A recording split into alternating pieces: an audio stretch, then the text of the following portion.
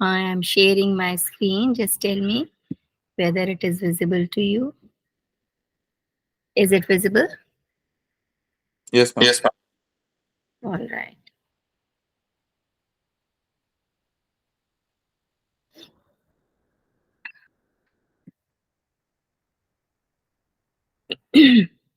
So today we'll move ahead of whatever we discussed yesterday. So today we're going to look upon the regulatory framework of higher education in India. What is the framework? How the higher education in universities or various institutes monitored, or their curriculum, rules and regulation formations.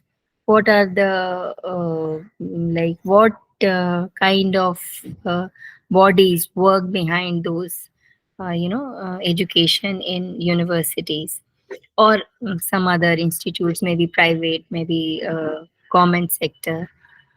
So again we shift to higher learning in post independence India. So education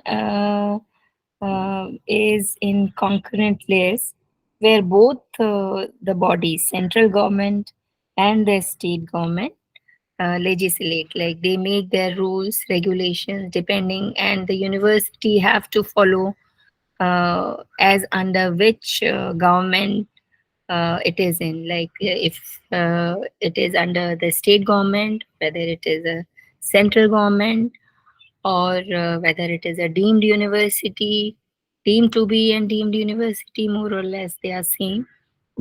So while the central coordinates and determines the standards in higher education, whether it is a technical or professional education, school education, is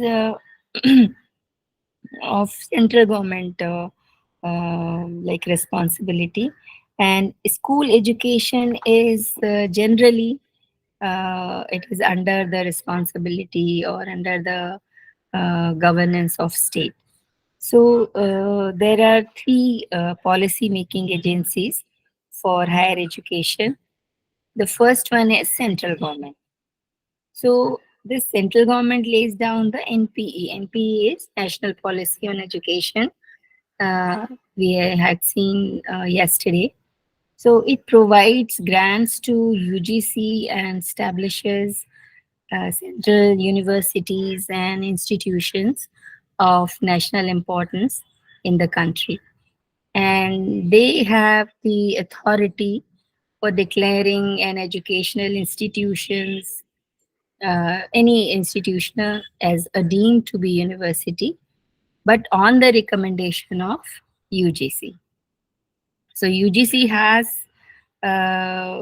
UGC has to recommend first which university or which institute should be granted a deemed university, like autonomous power for making some rules, regulations, and admission of students, appointing the lecturers or the teaching faculties. So that way, the UGC play a very important role.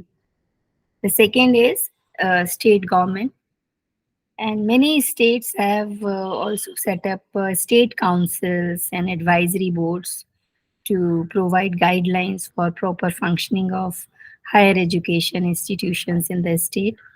And state councils for higher education coordinate the rules of government, universities, and there may be some apex regulatory bodies in higher education within the state. So, and one more board which is very important, we have seen in yesterday's class, that it is CABE, that is the Central Advisory Board of Education, which was set up for the coordination and cooperation between the union or center and the state in the field of education, including the policy making, rules, and all those administrative policies they make. So there are three bodies. Now we'll see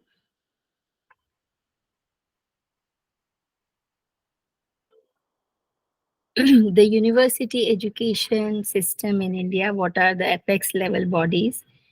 So there are basically before starting these study about the bodies, first we'll see what does this university means and what university education system in India.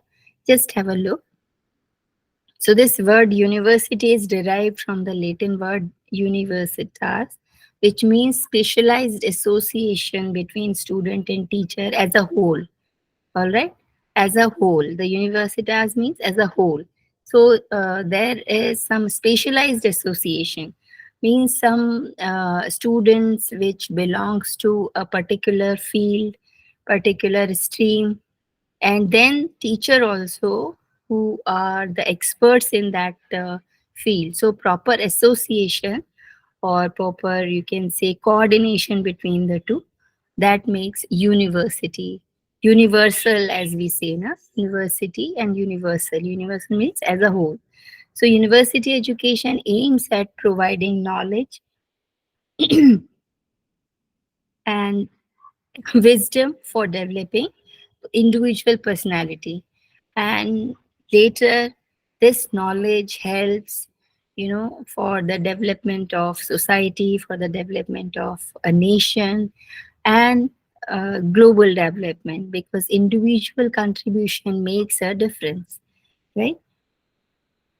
Now, the function of university mainly include the first, providing instructions, what has to be followed by the people who are associated with that particular institution or university, like it may be teachers, professors, or lecturers, then technicians, then students. So, and then conducting research and postgraduate studies in more detail, then giving affiliation and extension to the colleges under it, because one university may have many colleges affiliated to it. So, to make all the rules, regulations, what they have to follow, what will be the admission procedure for the student, and what are the selection committee for selecting the faculties. So all those come under this function of university. Now, universities have degree granting powers, and they are responsible for conducting examinations. They have autonomy in matters of fees and curriculum designing. On the other hand, degree granting colleges have autonomy in admissions, and they have to follow the fee, examination, and curriculum standards of the university they are affiliated to. Now we come to the apex level bodies, who are the governing bodies for the policy making and all. So there are two categories: regulatory bodies and research councils. Now there are three regulatory bodies. The first one is UGC, which is University Grant Commission, and then AICTE for Technical Education, All India Council for Technical Education, and COA, that is the Council of Architecture. So these are the three regularities in bodies, apex level bodies, which makes all the policies. So first one we'll see University Grant Commission, UGC. So you remember when uh, this UGC established, came into existence, in which year, in which date, and who inaugurated this body? Do you remember? Abul Kalam Azad. I Yes. He inaugurated on 50, around 50s, ma'am. 1950s. 53, 55, something that. Yes, 28 December 1953, because he was the Minister of Education that time. So he inaugurated this body, UGC, and the act, which is Section 12 of UGC Act, the main function of UGC, as we have seen just now, according to the Section 12 of UGC Act, the main function of UGC is coordination, determination, and maintenance of the standards in the university. So there are bodies, there are chairmen, and some members who they decide all those things, and then they see whether they are following. They supervises also whatever rules, regulation, or policy they make. They there has to be some check whether the university or the institutions are following those things or not. So it also disperses funds within the university education system. So if some university wants some aid for the development or the establishment of some lab or some other activity, so UGC grant the permission or distribute that fund also. It acts, you can say it acts only as a recommendatory body, since it does not have any power to establish or de-recognize any university, but it recommended to the government or to the apex level bodies whatever application comes.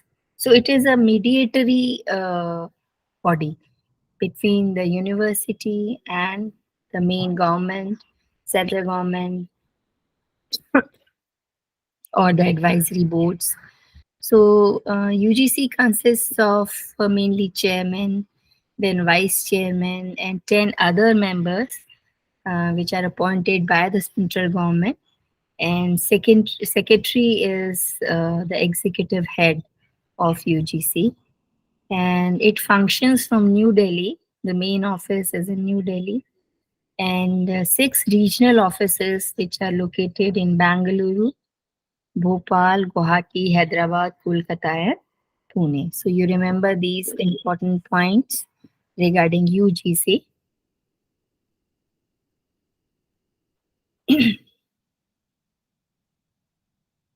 Now, UGC implements various schemes um, which are aimed at improving the quality of higher education, such as universities with potential for excellence, then colleges with potential for excellence, then center with potential for excellence in particular area. Then there are specialized assistant programs also, scientific research programs also. So these schemes are implemented by UGC.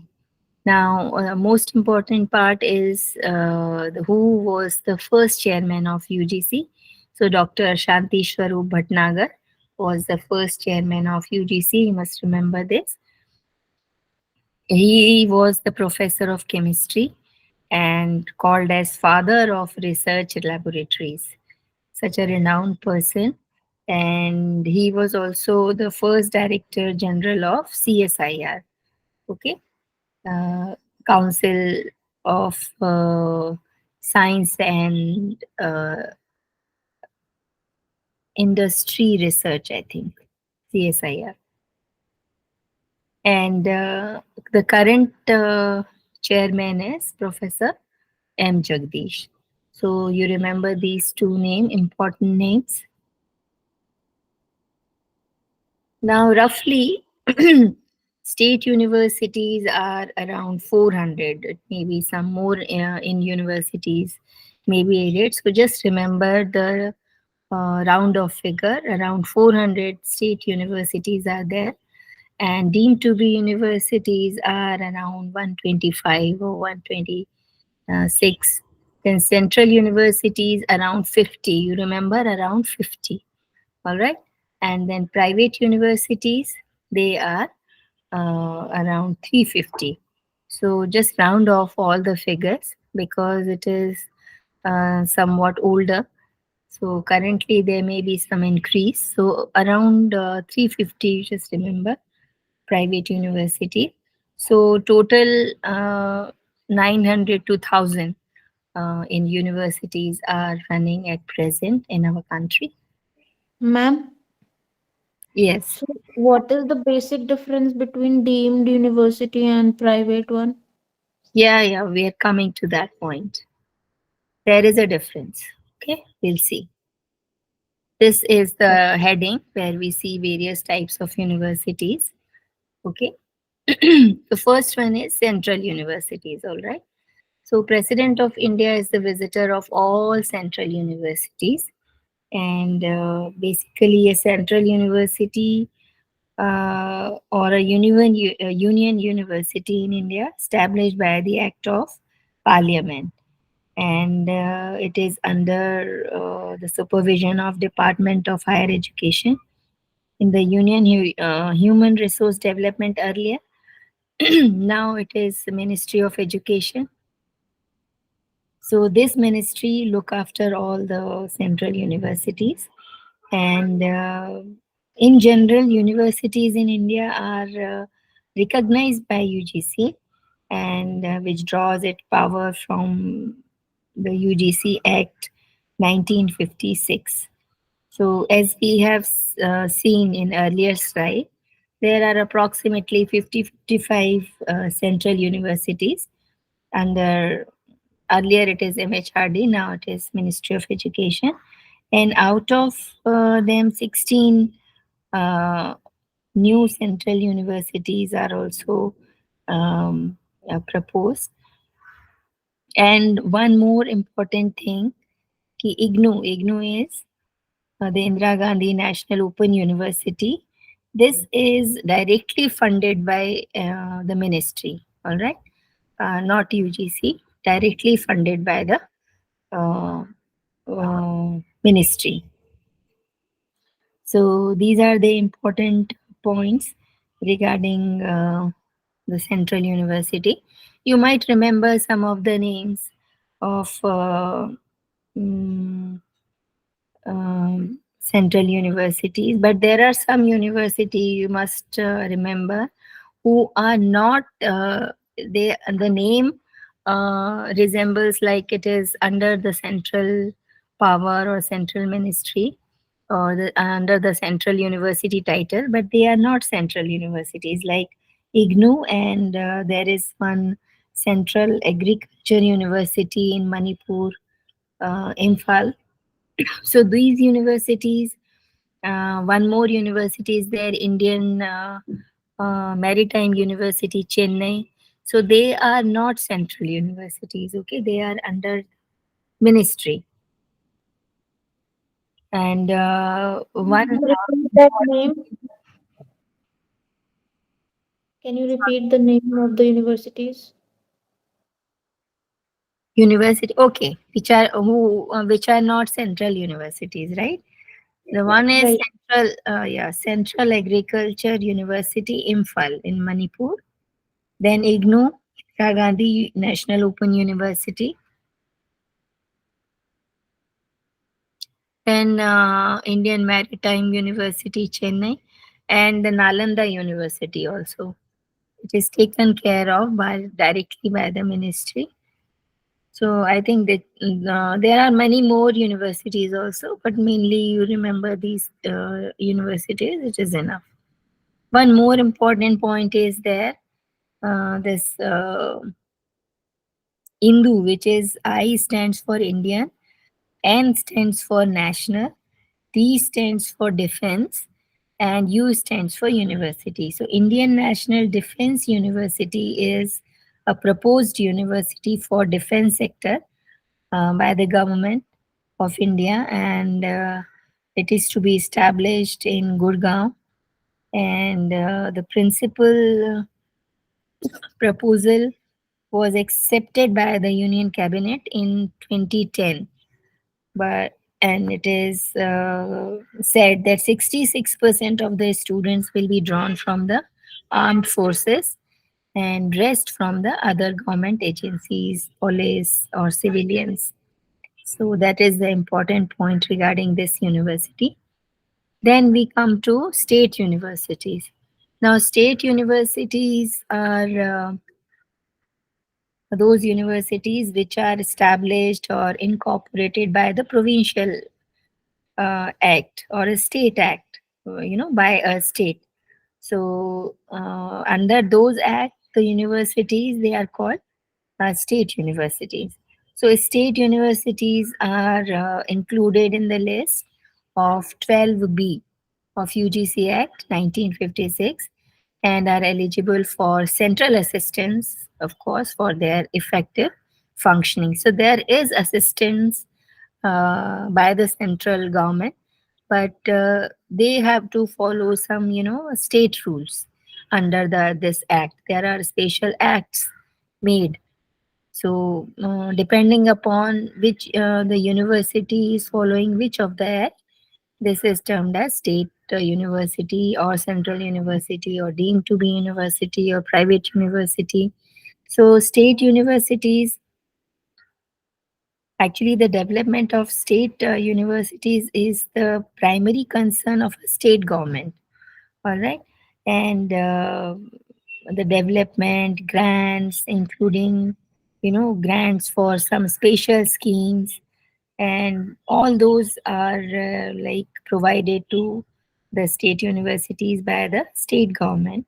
But such grants facilitates the creation or some upgradation of some infrastructural facilities, or maybe some constructional work, maybe some library or some technical assistance. So they are not normally available from the state government or other sources of fund. So state universities dominate university education in India, as they account for almost half the universities, and 84% of the total enrollment. So 84% of the total enrollment will be under the state university. So that's why they dominate in the higher education system. But as we all know, number of universities in a particular state where we are more as compared to the central universities. So obviously the enrollment will be more. Now the private universities. So private universities are established through the state or central act by some sponsoring body, like maybe a society, maybe trust, maybe some businessman, or some group of persons. So they registered under the Societies Registration Act 1960 or any other corresponding law for the time being in force. So in a state or a public trust, or it may be a company also, because there are so many universities run by a company, run by industrialists. So there are different types of acts. So if there is a company, so the company registered under the section 25 of the Companies Act 1956, then it is called a private university.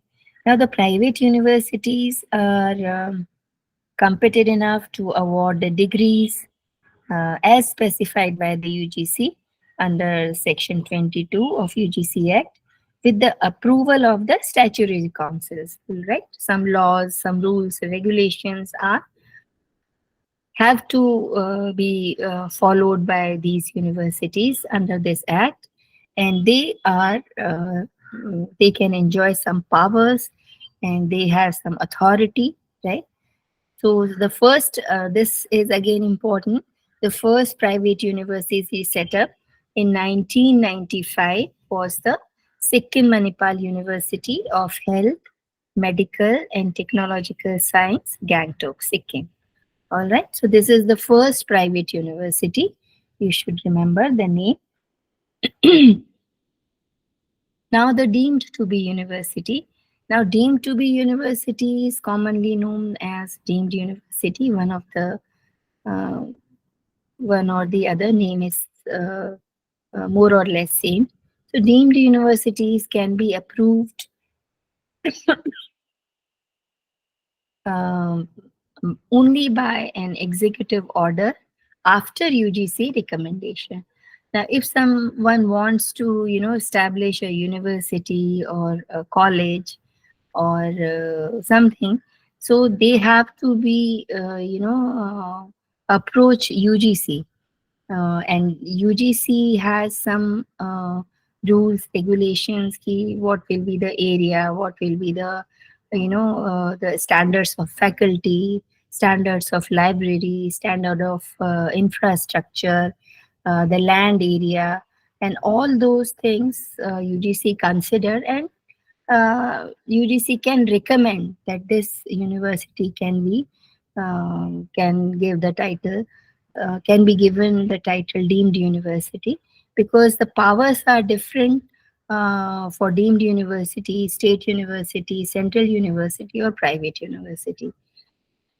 But this deemed to be university or deemed university, they do not have the right to affiliate colleges. There is only some of the streams or some of the areas they can work within their campus, but any other college, if wants to affiliate it with that university, they won't allow. This is not like under their power. So example is IISc Bangalore, Indian Institute of Science, Bangalore, and Indian Agricultural Research Institute, Delhi. These were the two institutes, government institutes, which were awarded this status, deemed status. And then Manipal Academy of Higher Education, MAHE, was the first private institutions to be declared as a deemed university in 1976. So this is all about the deemed universities. Oh, ma'am, one thing I wanted to ask. Yes. Deemed universities has right to establish and give the franchises to different institutes like S. Vyasa University, Bangalore. They have many other institute related to them. So that institutes take the curriculum of S. Vyasa University for yoga group, yoga therapy, or YIC studies. Hmm. So is it allowed? So So franchisee means they are working under the title of SVSA, right? right? SVSA is own body. It owes that title. But if there is some colleges, yoga college or any other college of any other stream, and if that college wants that title, like affiliate to this university, don't have that power to affiliate some other college. Okay, Yes. okay. Matlab they can affiliate other institutes, but not the colleges. There may be their own institutes, like they opened their branch to some other places. Okay, Uh, okay, there is a difference between the some independent body entity, and if they want to expand, and they want to open their branch at some other place, that is a different thing. Okay. okay, Some okay, other institute wants to affiliate it with this university, deemed university, it is not allowed. okay, Right? okay. Both are different entities because Thank you, sir. okay, now there are some examples of deemed universities, like National University of Educational Planning and Administration, which is NUEPA, New Delhi. Then in New Delhi, there are Rashtriya Sanskrit Sansthan. Then Sri Lal Bahadur Shastri Rashtriya Sanskrit Vidyapeeth is there, and many more at other places. So they are having the title deemed university, right? Now, there are few more important points. Okay, the top ranking states in terms of total number of universities are Rajasthan, Uttar Pradesh, Tamil Nadu, because area wise they are larger states. So they are having more number of universities as compared to other states. And the 11th 5-year plan establishment of 14 world-class central universities is proposed, renamed as innovative universities aiming at world-class standards. So there are some standards, world-class standards they have to follow, like area-wise, infrastructure-wise, their technical, in terms of technical facilities, in terms of you know, you can say the library and the faculties who are serving that university. So all those criteria make them uh, in world class uh, standards. So P. N. Tandon Committee in 2009 suggested blacklisting of 44 deemed universities as they were not following the standards, because there was a time where there are number of universities growing up on daily basis, you can say. But after the check, after committee was established to supervise all those universities, because every university, especially private universities, deemed universities, they have a regular check by the uh, uh, governing bodies, as we have seen UGC, and if it is a technical, then AICTE, and if it is based completely on architecture, then there is COA. So they visit those universities, colleges, and check whether they are following all those norms or not. And if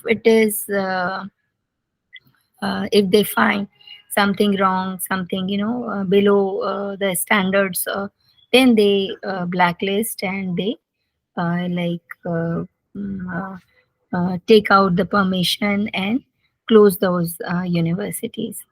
Then there is a term meta university and CIC concepts. So meta means some joining or collaboration of two or three universities, so that they share their things with them. Like students can go and to the other universities lab, or libraries or faculties, and they have some plans. The students visit there, the lecturers from one university come to the other university, they give their duties, they give some lectures. So that way the collaboration is come under the this term meta universities. So meta universities are basically they are termed as second generation universities, and actually it is free from physical boundary condition, and they may able to operate in virtual way also. If some lecturer wants to give some lecture in a conference mode to some other universities, students or lecturers, they may attend those lecture or conferences to share their knowledge. All right. So this is just to enhance the knowledge, or it is very advantageous for the innovation, because there is a flexibility possible in some domain. So for the first time in India, there are two universities, University of Delhi and Jamia Millia Islamia, the two main universities of India under this Meta University concept.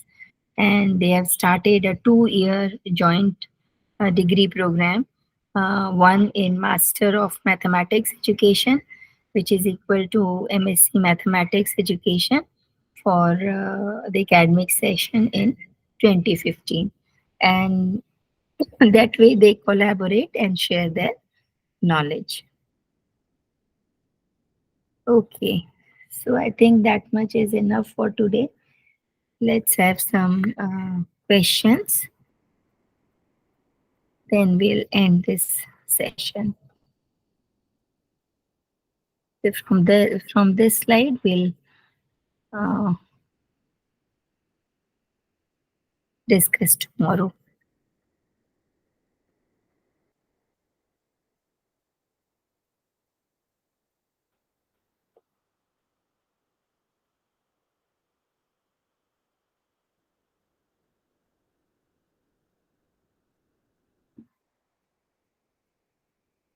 So, what are the governing bodies who look after all the higher education system in India?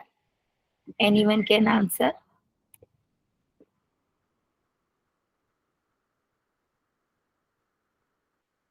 Jaji, Ma'am, UGC? UGC and AITCE, and one is for AICTC. yes, Yeah. and one is for architecture, BOA, I think. Okay. I don't know the term. I'm actually sorry. COA, Council. COA. Yeah, architecture. Yes, Because yes. technical institutions are different, as it is a professional degree architecture, but it is not considered as a technical one. So there is a different body for the architecture field. All Okay. right. Yes. How the main governing body at tertiary level of education in India was, is, sorry, which one is the main governing body? At tertiary level means what? Graduation, ma'am. Higher education. Yes, higher education. Very good. So higher education, which is the main governing body? We studied na just now. University, ma'am. UGC, right? UGC is the main UGC. governing body. Yeah. Okay, okay, ma'am. A Yeah. lot of information, ma'am. So sorry if we are taking some time to respond. Thank you, No, ma'am. no, it's okay. It's okay. It's just for the revision, right? Just for the revision.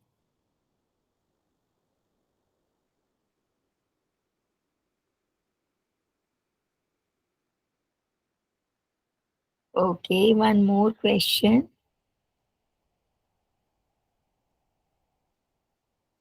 Which was the first private university? First private. CK Manipal Manipal University. University.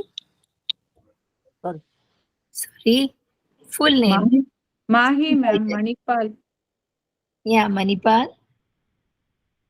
Manipal Academy of Higher Education. Mahi. No, it is deemed to be university, right? Don't get confused.